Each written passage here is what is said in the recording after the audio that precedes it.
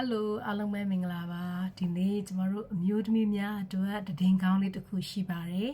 အဲ့ဒါဘာလဲဆိုလို့ရှိရင်ကျမတို့အမျိုးသမီးတွေဓမ္မတာလာတဲ့နေ့ကိုနားရက်အဖြစ်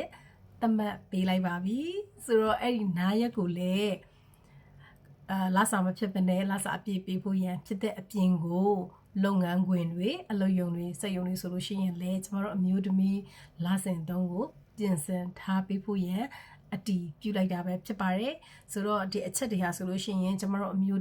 ဒီအလုပ်သမားအားလုံးရဲ့တောင်းဆိုနေကြတဲ့အချက်တွေထဲကတစ်ချက်လည်းဖြစ်တဲ့အပြင်ကိုကျမဆိုလို့ရှိရင်ဒီချင်းမိုင်ခရိုင်ကပေါ့နော်ဆိုတော့ဒီချင်းမိုင်မှာဆိုလို့ရှိရင်လည်းဒီမြောက်ပိုင်းအလုပ်သမားကွန်ရက်အဖွဲ့ကနေပြီးတော့နေ့စဉ်အလုပ်သမားများနေ့ဒီမှာဆိုလို့ရှိရင်တောင်းဆိုနေကြဖြစ်ပါတယ်ဒီအချက်ဟာဆိုလို့ရှိရင်လည်းတောင်းဆိုလာတာ3-4နှစ်ရှိပြီပေါ့နော်ဆိုတော့ဒီနှစ်မှာတော့အတည်ပြုလိုက်ပြီပေါ့နော်ဆိုတော့ဒီထိုင်းအလုပ်သမားဝင်ကြီးဌာနနေပြီးတော့ပေါ့နော်အလုပ်သမားကာကွယ်ရေးနဲ့ဒီလူမှုဖွံ့ဖြိုးရေးဦးစီးဌာနတို့ကိုဒီကိစ္စကိုပေါ့နော်ညွှန်ကြားထားတာဆိုလို့ရှိရင်ဒီလွန်ခဲ့တဲ့20ရက်2လ2025ကဖြစ်ပါတယ်ဆိုတော့ဒီရဲ့ထုတ်ပြန်ချက်ကတော့ပေါ့နော်ဒီရက်အပိုင်းထွက်လာတာဟုတ်ပါတယ်ဆိုတော့ဒီထုတ်ပြန်ချက်အတိုင်းပေါ့နော်ကျမတို့ဆက်လက်ပြီးတော့